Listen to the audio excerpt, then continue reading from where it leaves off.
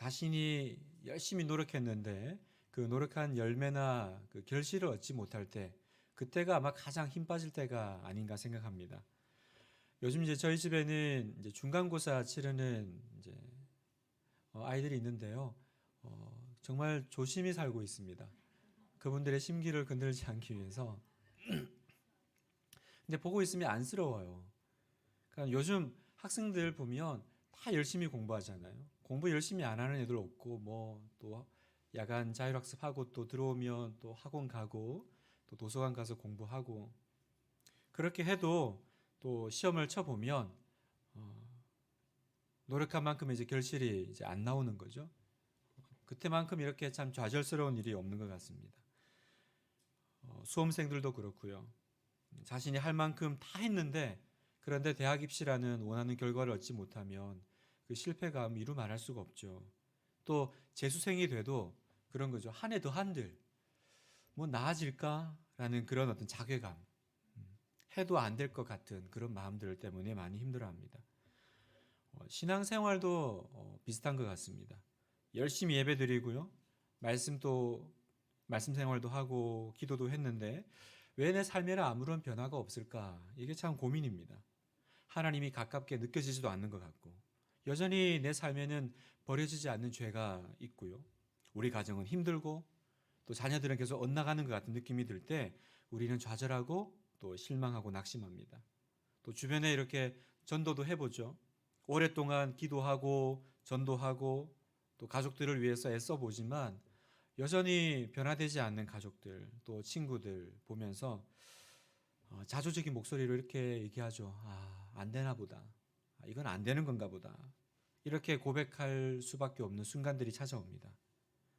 왜 이렇게 내 삶에는 열매가 잘 안 맺히는 걸까? 뭔가 열심히 애쓰고 노력하는 것 같은데 왜 이렇게 뭔가 잘 안 되는 것 같죠? 여러분은 그런 느낌 없으십니까?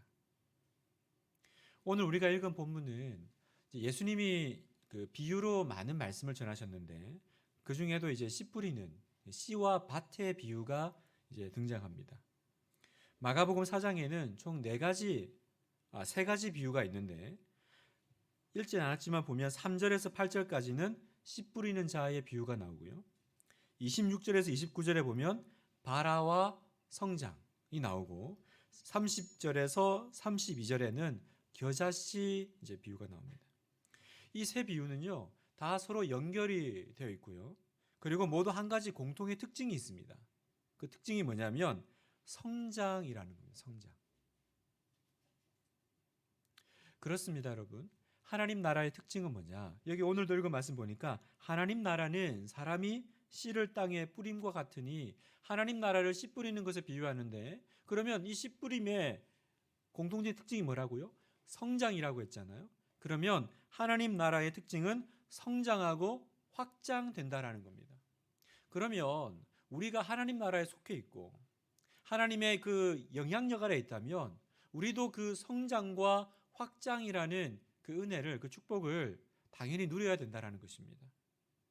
오늘 밤에 뭔가 풀리지 않는 이 영적인 성장에 대한 고민이 있다면 오늘 주신 말씀을 통해서 또 우리가 영적인 법칙을 한번 발견하고 또 이 말씀을 붙잡고 다시 한번 새롭게 시작할 수 있는 힘을 얻었으면 좋겠습니다. 새롭게 기도해 볼 수 있는 마음의 동력을 얻었으면 좋겠습니다. 안 되는구나가 아니라 주님께서 다시 하라고 하시는구나, 이 음성을 들을 수 있는 복된 밤 되기를 주님의 이름으로 축복합니다. 오늘 본문에 보면 예수님이 제자들을 포함한 사람들에게 말씀을 전하시는데, 특별한 건 비유로 말씀을 하신다는 겁니다. 그럼 가만히 생각을 해보면 왜 처음부터 그냥 잘 설명하시지 왜 비유로 설명하실까?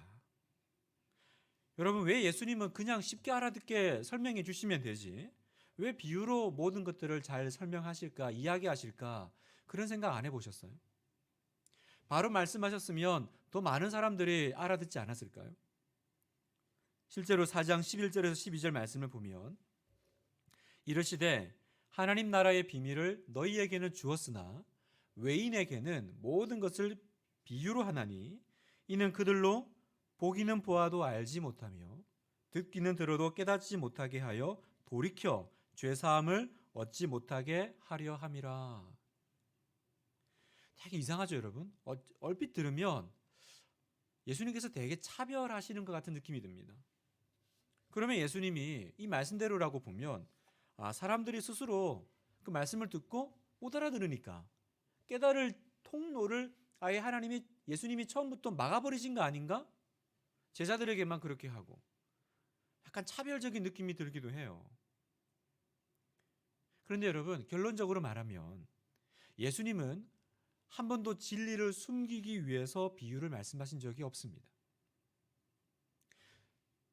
예수님이 직접 말씀하셨어요. 마가복음 4장 21절에 또 그들에게 이르시되 사람이 등불을 가져오는 것은 말 아래에나 평상 아래에 두려 함이냐 등경 위에 두려 함이 아니냐 이렇게 말씀하셨어요. 무슨 말이냐면 우리가 이렇게 불을 붙이면 누가 그걸 잘 안 보이게 숨겨두겠냐라는 거죠. 어디 밑에다가 숨겨놓고 그러면 빛이 안 비칠 거 아니에요? 등불은 등경 위에 그러니까 잘 보이게 비치게 두는 거 아니냐. 그 말씀은 빛이 나누고 비추고 그걸 위해서 존재하는 것처럼 진리도 마찬가지라는 거예요. 진리를 일부러 숨기고 안 보이게 하고 못 들어서 지옥 가게 하는 것이 아니라는 겁니다. 진리는 언제나 모든 사람들에게 주시는 거예요. 그렇다면 그럼 예수님은 왜 비유로 말씀하셨을까? 여기에는 저희가 생각해 볼 수 있는 특별한 목적 두 가지가 있습니다. 예수님이 비유로 말씀하신 이유 두 가지. 첫 번째가 쉽게 기억하게 하려고 비유로 말씀하셨다는 거죠. 여러분, 비유는 이야기잖아요. 생각해 보세요. 제자들은 예수님이 이제 승천하시고 이 땅을 떠나시고 난 뒤에 예수님의 말씀을 기억하고 기록을 했을 겁니다. 그런데 예수님이 하셨던 그 수많은 이야기를 기억해내려면 뭔가 연상되는 것들이 있어야겠죠. 그래서 아마 예수님은 그들과 친근한 어떤 그 당시 사람들이 쉽게 접할 수 있는 어떤 것들을 가지고 연상되게 이 이야기들을 계속 하셨던 것 같아요. 생각해 보세요. 이제 예수님께서 이제 말씀을 전하시는데 한번 상상을 해 보십시오. 예수님이 말씀하고 계십니다. 건너편에 농부가 막 씨를 뿌리고 있어요. 그리고 막 이제 우리가 익숙한 어떤 농경의 그런 이제 환경 가운데 예수님이 씨 뿌리는 비유를 하시는 거예요. 겨자씨의 비유를 말씀하십니다. 그러면 얼마나 그 시청각 교재 같이, 그죠? 그것들이 기억이 남을까? 아마 예수님의 말씀과 실제로 또 보여지는 현장 이런 것들이 확실한 교육 도구가 됐을 거고 나중에 제자들이 그 예수님의 말씀을 생각해낼 때 우리가 뭐 이렇게 어떤 팩트 이야기하는 건 어렵지만 드라마는 처음부터 끝까지 다 얘기할 수 있잖아요. 요즘 저 붙잡고 드라마 보라고 권면하시는 성도님들이 많으세요. 목사님 이걸 꼭 보셔야 된다. 이걸 봐야 영성이 깊어질 것 같아요. 그냥 그 안에 복음이 없기 때문에 괴로워하는 그 세상 군상에 그걸 봐야 된다는 거예요. 근데 제가 보니까 얼마나 내용이 많고 길어요. 근데 보면 대부분 내용을 다 잘 설명해요. 어쩜 그렇게 얼굴 표정 하나 다 묘사를 해내는지 신기할 따름이죠. 우리가 영화를 보면 그걸 만약에 책으로 읽어본다고 해보세요. 그거 어떻게 설명하겠습니까? 근데 시청각으로 보면 우리 웬만한 영화 처음부터 끝까지 다 얘기해 줄 수 있습니다. 얼굴 표정까지 다 이야기해 줄 수 있습니다. 이게 보는 것의 힘인 거죠.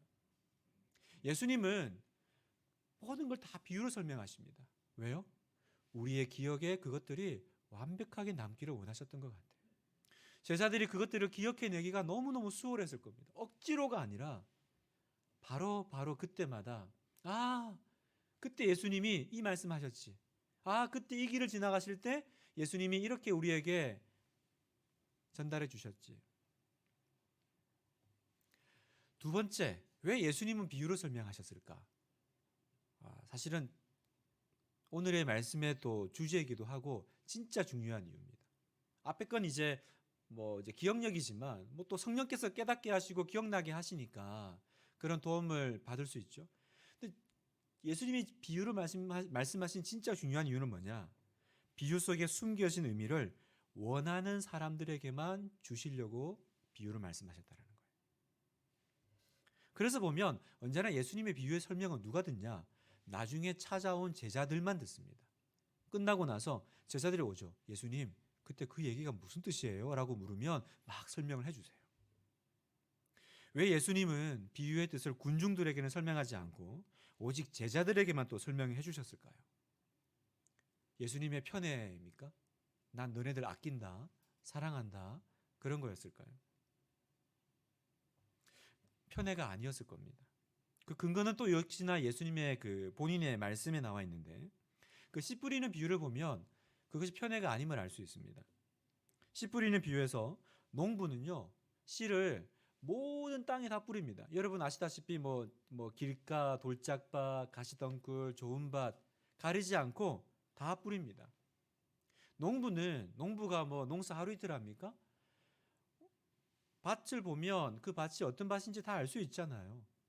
그런데 농부가 여러 가지 밭에 다 씨를 뿌립니다. 뭐 그 당시에 또 뭡니까, 씨를 뿌리는 방식이 또 이렇게 흩어 뿌리는 방식이기도 했고요.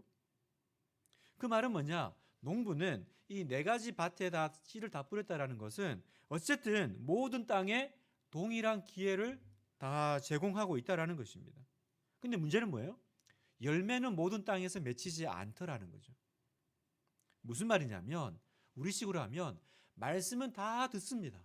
그 말씀을 아무도 못 듣는 사람은 없어요. 그러나 모두에게 그 말씀의 열매가 맺히는 것은 다른 문제라는 것입니다. 그럼 뭐가 문제일까요? 왜 다 듣는데 듣는 마음마다 다 열매가 다를까? 그것은 모두가 말씀의 뜻을 간절히 알기 원하는 그 마음의 차이라는 겁니다. 제자들은 간절히 알기 원했어요. 제자들이라고 뭐 무조건 물어야 됩니까? 그냥 재밌는 이야기 하셨다 끝낼 수도 있죠. 그러나 제자들은요, 꼭 끝나고 하면 물어요. 예수님, 그게 무슨 뜻입니까? 그 비밀을 원했던 사람은 제자들밖에 없었다라는 것입니다. 그럼 나머지 군중은요? 나머지 사람들은 어떤 상태였을까요? 마태복음 13장 15절. 이 백성들의 마음이 완악하여져서 그 귀는 듣기에 둔하고 눈은 감았으니. 듣지만 그 마음과 눈은 감겨져 있는. 오늘도요, 사랑하는 성도 여러분, 많은 사람이 말씀을 듣습니다. 말씀이 없어서 못 듣는 것이 아니라 이제는 클릭만 하면 전국의 유명한 목사님들 설교를 다 듣습니다. 그런데 열매는 차이가 있어요. 어떤 차이 때문일까요? 정말로 그 말씀을 들으면서 그 말씀이 진짜 그러한가, 날마다 상고하고 또 그 말씀을 더 깊이 알기 원하는 그 마음의 태도와 자세에 따라서 열매의 차이가 드러난다는 것입니다. 그러니까 비유는 뭐냐? 비유는 진짜 네가 이 뜻을 알기 원하니? 라고 묻는 일종의 그 필터 종이 같은 거죠. 예수님은 우리가 기꺼이 반응할 때에만 말씀해 주시더라고요. 비유는 뭐예요? 그냥 듣고 좋은 얘기 들었어. 우리가 설교 같으면 그날 설교 다 들었는데 예화밖에 기억 안 나는. 드라마 얘기했는데 그지? 그 무슨 드라마였더라? 비유는 그런 거죠. 네가 정말 그 하나님 나라의 그 복음의 그 깊은 뜻을 알기 원하니? 그 알기 원하는 사람 어떻게 해요? 다시 예수님께 찾아오는 거예요. 예수님 설명해 주세요. 여러분, 언제나 영적인 성장은요, 내가 주님 앞에 더 깊이 알고자, 더 성장하고자 주님 앞에 나아가는 그 갈망과 열정이 있는 사람들이 누립니다. 여러분, 영적인 삶에 가만히 앉아 있는데 성령 충만 받고, 가만히 집에 있는데 영적인 도약을 이룬 사람 얘기를 제가 들어본 적이 없습니다. 마가복음 4장 25절에 보면요, 되게 이상한 말씀을 하세요, 예수님이. 자, 한번 읽어볼까요? 시작. 있는 자는 받을 것이요 없는 자는 그 있는 것까지도 빼앗기리라. 되게 예수님스럽지 않죠? 예수님 같으면 싹 걷어가지고 평균 만들어가지고 다 똑같이 있는 자도 부하지 않게, 없는 자도 가난하지 않게. 근데 여기 뭐라 그래요? 있는 자는 받을 거고, 있는데 더 주고, 없는데 그것도 서러운데 있는 것도 빼앗아 가신대요. 어떤 분은 이걸 이게 이제 마태복음에도 나오고 마가복음에도 나오고 그러거든요. 그래서 어떤 분은 뭐 마태복음 효과, 마가복음 효과 그래요. 무슨 말이냐면 하나님은 성장하기를 원하는 사람에게는 영적으로 더해 주시고 그게 마음이 없으면 그 마음 그대로 가게 또 내버려 두신다라는 것입니다. 그래서 로마서 1장에 보면 그 정욕대로 내버려 두사 이런 말이 되게 많이 나와요. 여러분 그 출애굽할 때 바로 왕이 이제 막 안 보내주잖아요. 그러니까 성경에 보면 하나님이 그 마음을 강팍해 했다 그래요. 그래서 안 보내주잖아요. 그럼 우리가 생각할 때는 되게 바로 왕은 억울하죠. 하나님이 억울한데 강팍하게 해놓고 그래서 강팍해졌는데 그 강팍했다고 또 화를 내고 심판을 하시면 어떡해요? 하나님이 강팍하게 해놓고는. 이 말씀은 무슨 뜻이냐? 본인이 강팍하기로 결정하면 하나님이 그렇게 가도록 허락하신다라는 거예요. 하나님은 강제로 하시는 게 없으세요. 우리의 마음의 결정에 따라서. 그러니까 내가 선한 일을 더 하기를 원하면 선한 쪽으로 하나님은 더 미시고 반대로 내가 악한 쪽으로 마음이 가면 내버려 두신다라는 거예요. 바로 왕이 그 마음에 난 강팍해질 내가 이 사람들을 내보내지 않을 거라고 마음을 계속 가지면 어떡해요? 한두 번 신호 주시다가 그러면 네 정욕대로 네 마음에 정한 대로 가라는 거예요. 이게 있는 자는 더 있게 되고 없는 자는 있는 것도 빼앗기는 거예요. 그러니까 은혜를 받는 사람은요 항상 더 은혜를 받아요. 희한하죠? 안 그래도 은혜 없어 죽겠는데 또 말라 죽어요. 우리는 하나님 살아계시면 강제로라도 좀 죄 좀 안 짓게 해주세요. 그런 기도 많이 하잖아요. 살아계시면 나 좀 내버려 두지 마세요. 그러면서 이제 죄 짓는 데 가요. 가다가 뭐 다리라도 부러지겠지 이러면서 가요. 그런 일 잘 없어요, 여러분. 뭐 이건 좀 우리랑 상관없겠지만 술자리 가서 주님 역사하셔서 이 술 맛이 변하여 뭐 이래도 술은 여전히 달 거예요.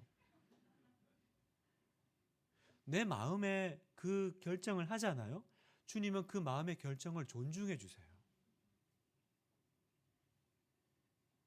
그러니까 내가 들을 준비가 되어 있고 은혜 받기를 원해요. 그러면 더 은혜 받도록 하나님이 막 도와주세요.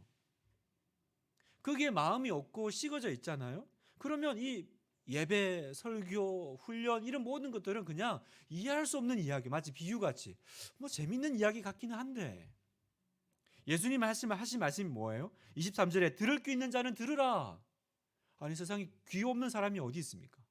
다 귀 있어요. 여기는 지금 청각의 이야기를 하는 것이 아닙니다. 들을 귀 있는 자는 들으라는 거는 무슨 말이냐면 귀가 있어도 안 들리는 사람이 있다라는 거죠. 왜 안 들릴까요? 적극적으로 들으려고 해야 들리는 거죠. 또 제가 쉽게 설명하면 집에서 주로 남편들이 이럽니다. 아내는 열심히 이제 그날 있었던 얘기를 합니다. 이분은 계속 TV를 보면서 알았어, 그래 알았어 듣고 있죠. 그러나 안 듣고 있는 거죠. 내 말 듣고 있어? 그럼 듣고 있어. 그래 하지만 나중에 물어보면 하나도 모르는 거죠. 이쯤에서 그게 제 얘기가 아니라는 걸 꼭 밝히고 싶은 소망이 있습니다. 분명히 들었는데 왜 안 들렸을까요? 적극적으로 듣고자 하지 않으면 안 들리는 거더라고요. 사람들은 자기가 듣고 싶은 것만 들어요. 누가복음 21장 34절. 너희는 스스로 조심하라. 그렇지 않으면 방탕함과 술 취함과 생활의 염려로 마음이 둔하여지고 뜻밖의 그날이 덫과 같이 너희에게 임하리라. 스스로 조심하래요. 왜냐하면 방탕, 술 취함, 생활의 염려 이게 왜 문제냐? 이게 우리의 마음을 둔하게 만든다는 거예요. 이거 자체도 어렵지만 방탕함, 술 취함, 생활의 염려. 요즘 염려 안 하는 사람이 누가 있어요? 근데 이 염려가 어떤 효과를 발휘하냐면 내 마음에 영적인 이 입맛을 사라지게 하는 거죠. 사는데 바쁜 거예요. 내가 지금 먹고 살기 바쁜데 기도할 틈이 어디 있어? 내가 지금 할 일이 많은데 내가 예배 드리러 갈 타임이 어디 있어? 그러니까 영적인 거에 대해서는 점점 마음이 사라지고요. 이제 거기에 대해서 마음이 점점 커져요. 그러면 그 당시 군중들이 했던 것처럼 예수님의 말씀도 듣고 기적도 보지만 그 사람들이 원했던 건 뭡니까? 고기.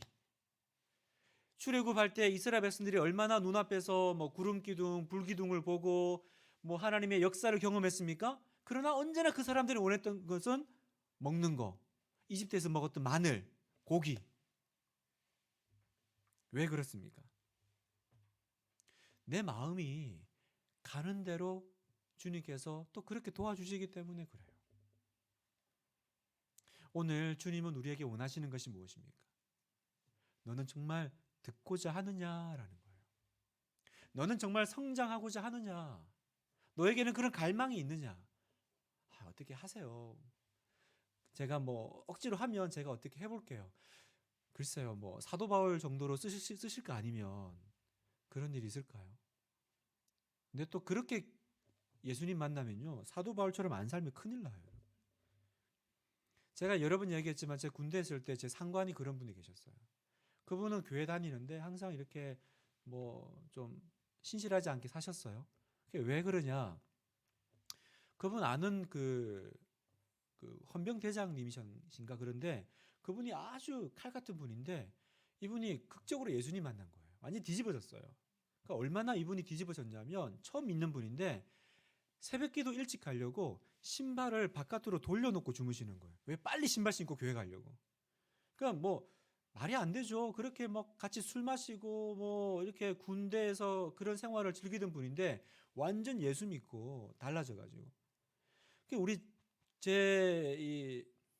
그분이 지금 이걸 듣고 있지는 않겠지? 네. 우리 한학의 성도들만 들으시기를 축복합니다. 그분은 항상 그 얘기하는 거예요. 나는 그 사람처럼 하나님 만나야 돼. 확 횟가닥 뒤집어져야지 이렇게 이렇게 찌질하게 해서 해가지고는 나는 변화가 되기 어려워. 그래서 뭐 언제나 그렇게 밖으로 가시고 이렇게 어려워하시고. 글쎄 뭐 지금 좀 주님이 불같이 임하셨을까는 모르겠지만 대부분은 그런 경험이 잘 없습니다. 내 마음의 결정을 따라 하나님께서는 그 결정을 지지해 주시고 지원해 주셔요. 그러니까 주님은 언제나 지금 들으면 지금 듣고 반응하라는 거예요. 하나님 어떻게 해주세요. 이게 아니라 네가 결정하라는 거예요. 선택은 우리 몫입니다.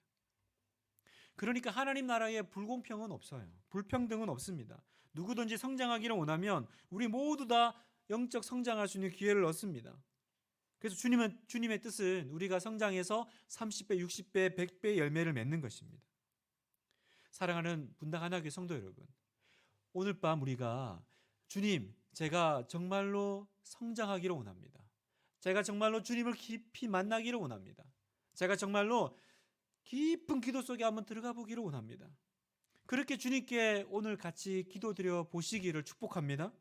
생활의 염려로 마음이 둔해지지 않도록 주님 도와달라고 기도합시다.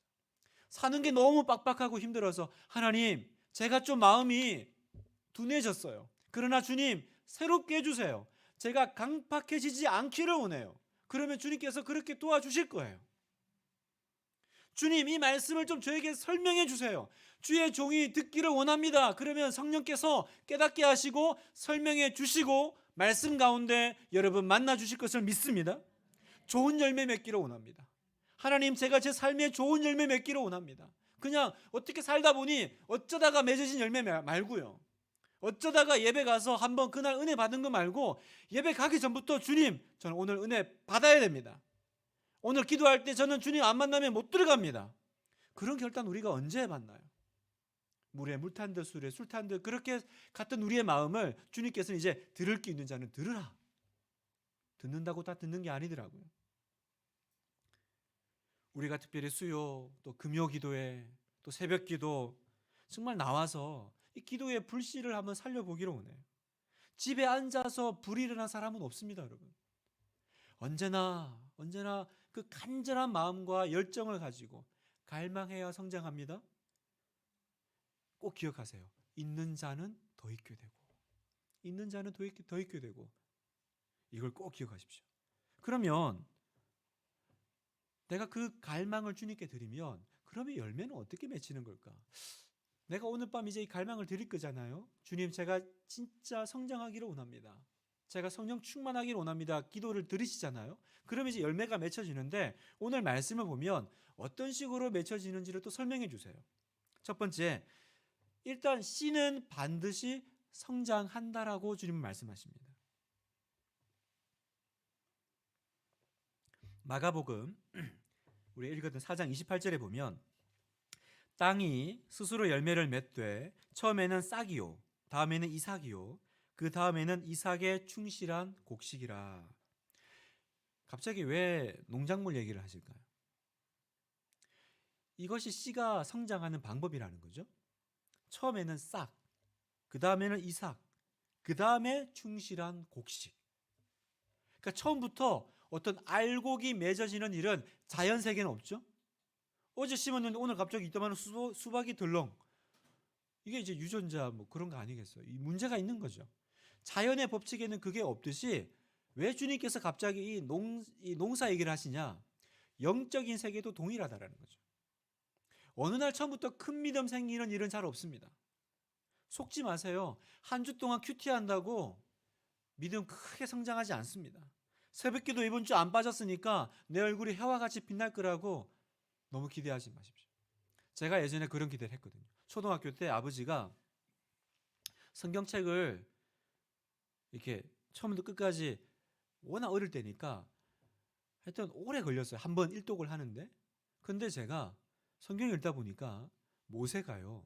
그 산에 올라가가지고 얼굴이 빛이 나기 시작하잖아요. 내려올 때. 그 수건으로 가렸는데도 막 빛이 나잖아요. 아, 내가 일독을 하면 그렇게 되는 줄 알았어요. 그 나중에 이제 요한계시록이 이제 다가오는데 너무 가슴이 뛰는 거예요. 이거 어떡하지? 그래가지고 아직도 기억이 나요. 책상 앞에 거울을 딱 올려놓고 이제 요한계시록 들어갈 때는 계속 힐끔힐끔 보는 거예요. 이렇게 빛나나 빛이 안 나나. 여러분 성경 일독 한번 하고 해와 같이 빛나겠습니까? 형편없는 믿음이 갑자기 큰 믿음 되는 거 쉽지 않습니다. 그런데 또 반대로 말하면 내 믿음과 신앙이 자라지 않는 것처럼 보인다고 해서 실망하지 않아도 된다라는 거죠. 싹이 나면 그 다음에 열매가 아니에요. 싹이 나면 이삭, 그죠? 그 다음에 열매. 그러니까 열매를 맺는 때가 있는 거죠. 여름의 무더위를 견디고 인내할 때 비로소 열매가 맺히는 거죠. 근데 중요한 건 잊지 말아야 될 건 뭐냐? 씨는 반드시 성장하더라는 거예요. 단 조건은 그게 살아있는 씨앗이면. 그러면 오늘 내가 이 말씀을 받아요? 받는다고 해서 막 달라집니까? 오늘 은혜 받는다고 해서 환경이 달라지고 뭐 우리 애가 변화되고 그렇진 않죠. 여전히 가면 그 환경에 그 기도 제목이 나를 괴롭히지만 이 말씀이 예수님의 말씀이고 하나님의 말씀이라면 이 말씀은 살아있는 말씀이죠. 그럼 우리의 믿음은 뭐예요? 당장의 이삭과 당장의 알곡은 아니지만 내가 믿는 바는 얘는 살아있다. 하나님 말씀은 살아있으니까 내가 인내하고 참고 기다리면 때가 되면 열매를 맺을 거야. 아멘이십니까? 이게 우리의 믿음이라는 거예요. 왜 주님은 이 씨앗 얘기를 하시냐? 이 씨앗이 살아있는 씨앗이면 반드시 때가 되면 열매를 맺을 것을 믿으라라는 것입니다. 우리 속에 뿌려진 이 말씀의 씨앗은 우리가 성장하기를 원하고 또 인내함으로 기다리면 반드시 열매를 맺을 줄 믿습니다. 지금 그 열매가 보이지 않아서 낙심하고 힘드신 우리 성도님들 계실 겁니다. 낙심하지 말고 낙담하지 마시고 더 기다려 우리 반드시 열매를 맺을 그날을 복되게 미리 바라보며 기뻐하겠습니다. 자연의 법칙같이 은혜의 법칙도요 동일합니다. 자라나는 씨의 비유의 의미는 항상 씨 뿌리는 때가 있고 울며 씨를 뿌리면 기쁨으로 단을 거두리로다. 아멘입니까?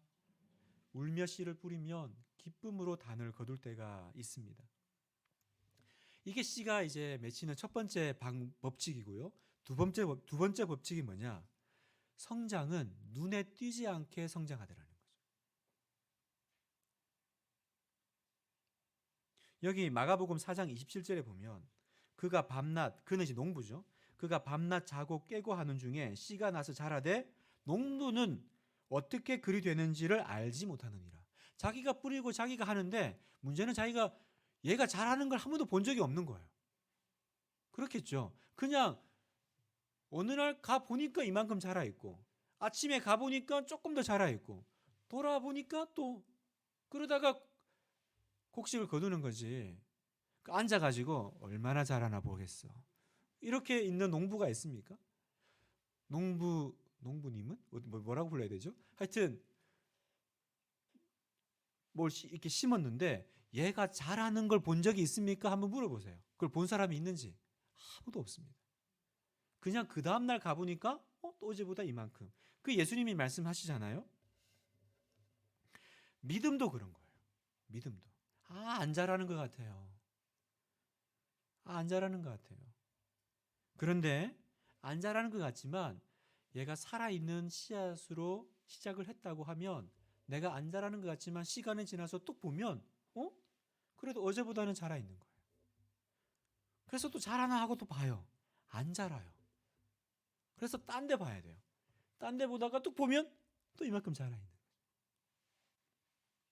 학교 다닐 때 그 교실에 달려있는 시계 바늘이 그랬습니다. 시계 바늘 안 가요. 그죠? 분명히 이제 저게 가야 쉬는 시간이 오는데 가만히 보고 있으면 안 가요. 어쩜 안 가는지. 그러다가 딴 거 책 잠깐 보다가 보면 이만큼 가 있어. 갔네. 그것도 보면 또 안 가요, 얘가. 그 시계바늘은 언제나 내가 안 볼 때만 움직이나 봐요. 볼 때는 움직인 걸 본 적이 없어요. 그러니까 우리가 이 자람에 있어서 조급하지 말고 얘가 잘하나 안 잘하나 막 이렇게 막 예민하지도 말고 그냥 주님께 맡기는 거예요. 씨앗이 스스로 자랄 것을 믿고. 성령의 바람도 그렇죠. 마치 그래서 성령은 바람처럼 나오시잖아요. 몰라요. 성령께서 어떻게 역사하신지 누가 본 사람이 있습니까? 그런데 언제나 성령이 역사하고 나면 우리 안에 결과가 나오죠. 마치 바람을 본 사람은 없지만 바람이 지나고 나면 나뭇가지가 흔들려 있는 것을 보는 것처럼. 그러니까 설명하기는 어려워요. 여러분, 영적인 성장의 법칙은요.